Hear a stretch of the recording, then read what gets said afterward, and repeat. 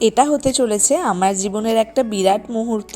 ছোট থেকেই আমার লং হেয়ার, আর এখানেও দেখে বুঝতে পারছেন ঠিক কতটা লং আমার হেয়ারটা। আর আজ সেটাই কাটতে চলেছি।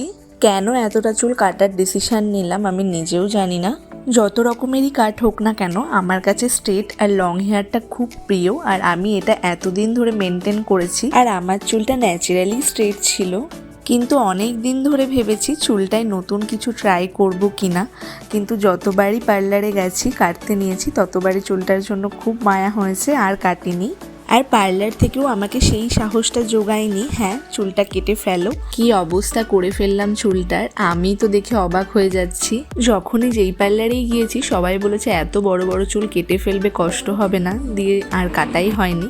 কিন্তু এই ফার্স্ট এই দাদাটাই বলল হ্যাঁ নতুন কিছু ট্রাই করো, ভালো লাগবে দেখতে।